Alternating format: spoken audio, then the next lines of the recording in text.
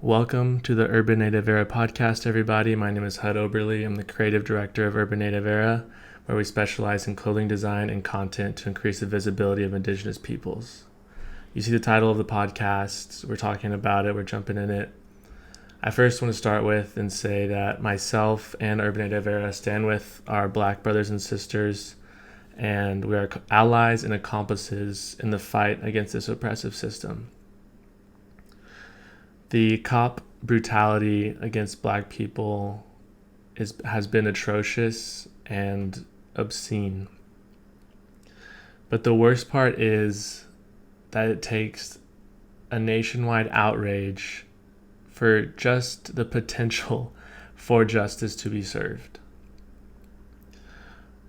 Rest in peace to Ahmaud Arbery, Breonna Taylor, everyone who's lost their life to cop brutality in our Black community, and rest in peace George Floyd, because it should not have taken that life for the country to care about Black lives. And I purposefully say to care and not to open its eyes to the cop brutality, because everyone's eyes were wide open whenever Colin Kaepernick protested in the NFL. The events that took place this past week and this weekend were not surprising at all.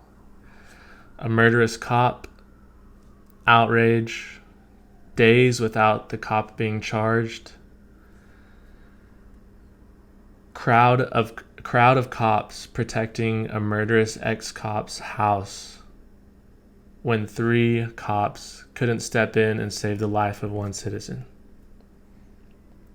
None of that is surprising, and that's the worst part. Cops around the country have been acting without reason and without regard for human life, just as we saw in Seattle when a 12-year-old girl was pepper sprayed in the face. And you see a lot of people on social media, on the news, who say butt looting, the butt looting argument. And I want to stop that argument, because the butt looting argument as an earplug to protesters' demands is the sign of an oppressor. The butt looting argument in a discussion about equal rights is the sign of an oppressor. The butt looting argument can come after all of the forms of protest that haven't made change and that have been discredited have been listed, i.e. Colin Kaepernick in the NFL, the LA riots that happened 28 years ago. 28 years ago. After we have discussed that those acts to make change didn't work, then we can talk about looting as a form of expression which the system of oppression has caused.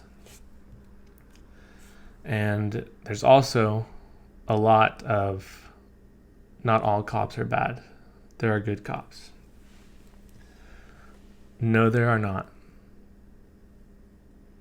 Or else they would join the protests, because then they would know that the system of a militarized cop force is the most screwed up part in this whole thing. At a certain point, the cops' protection only goes as far as the system that put it in place, which is the government. Which is why we see a lot of good and bad on social media. And let me explain that. The bad of cops showing signs of empathy or acts, quote unquote acts of kindness towards the protesters, just to tear gas that same crowd less than an hour later.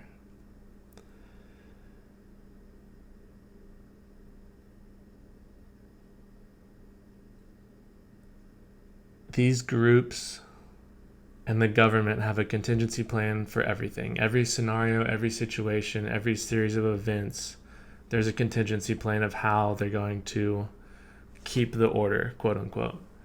and keep things in line. And that's what this propaganda is.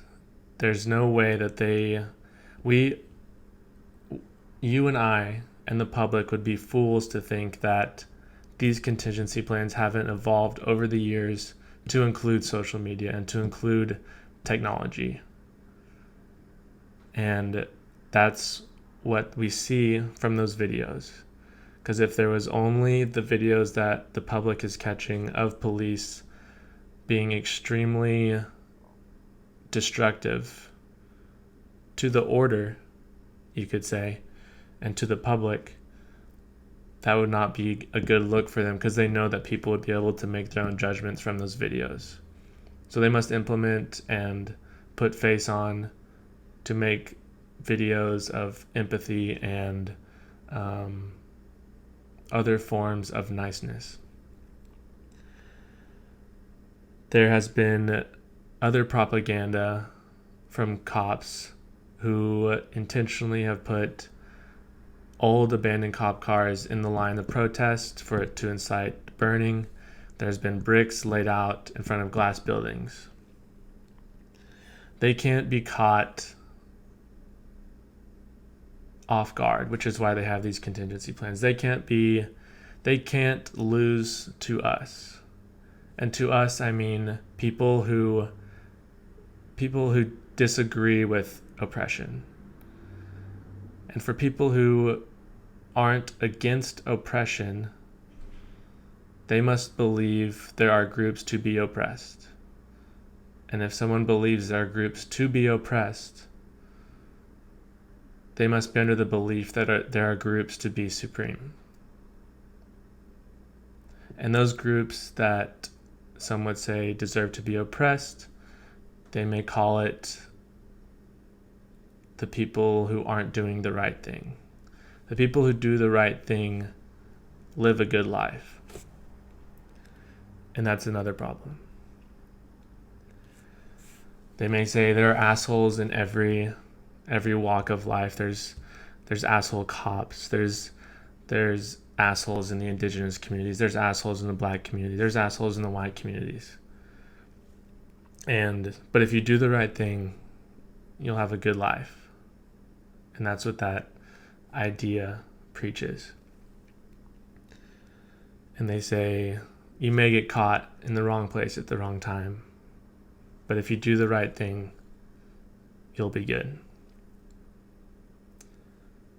Cop Derek Chauvin had 18 complaints against him before he murdered George Floyd.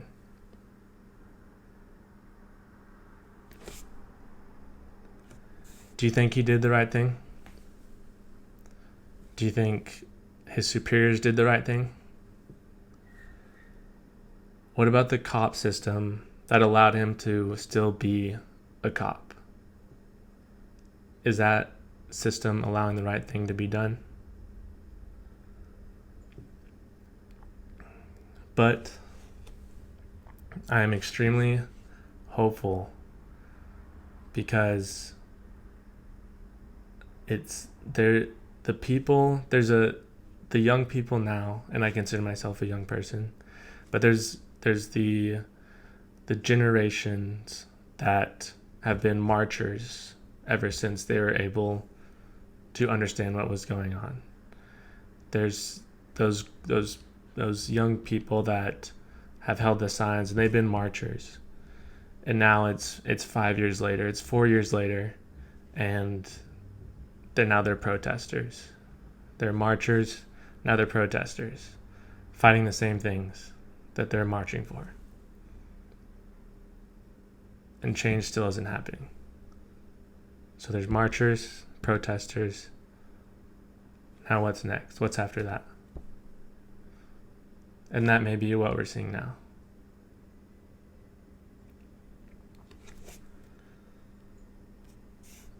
And I'm also hopeful because eventually, through time, and not time itself, but time for the marchers and the protesters to get older and to be in positions of power, because this group I'm talking about, we're independent thinkers. We challenge. We've had technology. We've been blessed with technology to see what's really going on, not a centralized voice sharing what's going on. You see that from the media right now. It's such a blatant, different life experience that's being reported on or being reported by. People reporting are speaking from a completely different life experience than the people in the streets. And so with time, we'll get older. The people that are coming up and seeing this are going to get older, and they'll be in the power to make better decisions, to make decisions for change, for equal rights, for humans' rights, for Black rights. And that's the change that's happening. That's that people are fighting for right now. I'm also hopeful because whether right or wrong, a lot of people are having to evaluate their beliefs. They're having to look and reflect at their beliefs on this situation. It's not a broad situation. It's this situation of a system that they're seeing a lot of wrong being done in the streets by the cop system. And people, for the longest time until now, I'd say a lot of people have been able to stay in a gray area and sit at the fork in the road and not have to choose a side. But that time has come because this is everywhere. It's in all the cities, it's on all the social medias, it's on all the news, and people are having to look at their beliefs, where they got their beliefs from, do they believe in what they've been taught, and they're having to decide. That's what makes me hopeful, because I do believe that people are able to make their own decisions, and the young people are aware enough to not read a headline. We're able to read into stuff and see where this opinion is coming from. And that's why I'm hopeful, because at some point, those people are having to reflect. If nothing changes, they're going to see one of their own under the knee of the oppression. And then it'll be clear. And then the change will be obvious.